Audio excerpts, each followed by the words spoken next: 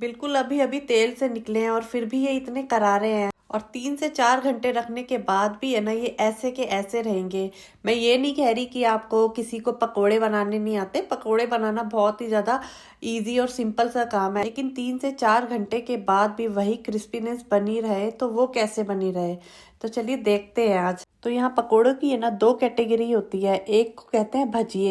भजिए जो होते हैं प्याज के होते हैं, जिसमें प्याज को बहुत ही ज्यादा पतला पतला और लंबा लंबा काटा जाता है। प्याज के ऊपर बेसन को डाल करके मिक्स कर लिया जाता है और उसके ऊपर थोड़ा थोड़ा करके पानी का छिड़काव किया जाता है और बेसन और प्याज को बाइंड करके उसमें थोड़े से मसाले मसूले डाल करके उसके हमें भजिए तैयार कर लेने होते हैं। लेकिन यहाँ मैं भजिए कम पकोड़े बना रही हूँ। जैसे ही मैंने प्याज को लंबा लंबा काटा है, उसी तरीके से मैंने पनीर के स्ट्रिप्स काट लिए हैं। आपने देखा है मैंने किस तरह से पतले पतले पनीर के स्ट्रिप्स काट लिए हैं। अलग से मैंने बेसन ले लिया है और उसमें एक घोल तैयार करेंगे बेसन का। बेसन में मैंने सिर्फ चिली फ्लेक्स डाले हैं, थोड़ा सा नमक डाला है, हल्दी डाली है, जीरा डाला है और साथ ही थोड़ा सा साबुत धनिया लेकर उसको थोड़ा सा दरदरा कूट करके मैंने इसके अंदर ऐड कर दिया है। और थोड़ा थोड़ा पानी डाल करके हम इसका एक स्मूथ सा बैटर तैयार करके रखेंगे। अब बैटर को है ना काफ़ी देर तक मैं इसे घुमा रही हूँ। मेरे ख्याल से मुझे 5 से 6 मिनट हो गए हैं और इसको मैं इसी तरह से विस्कर से विस्क करती जा रही हूँ ताकि जो मेरा बेसन है वो काफ़ी फ्लफी हो जाए।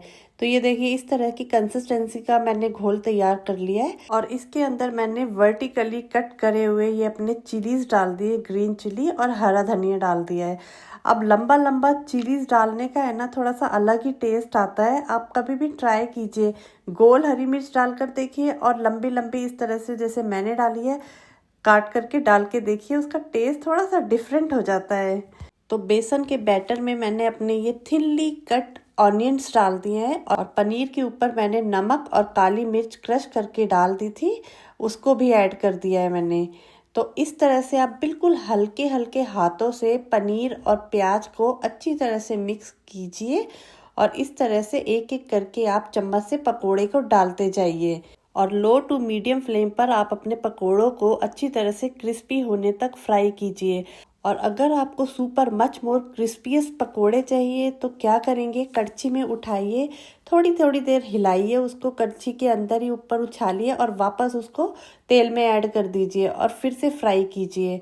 दूसरा तरीका ये है कि आप एक बार पकोड़ों को हाफ फ्राई कर लीजिए, 80% तक आप फ्राई कर लीजिए और जब आपको खाने हो दोबारा से उसे वापस गरम गरम तेल में ऐड कीजिए और बिल्कुल 100% तक पकोड़ों को फ्राई कीजिए और इससे आपके पकोड़े जो है वो 110% क्रिस्पीएस्ट रहेंगे और काफ़ी लॉन्ग टाइम तक वो क्रिस्पी ही रहेंगे।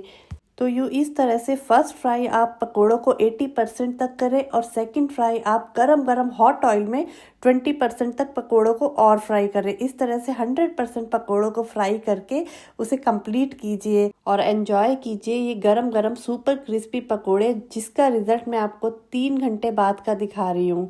तो मिलते हैं एक और नेक्स्ट रेसिपी में, तब तक के लिए बाय बाय।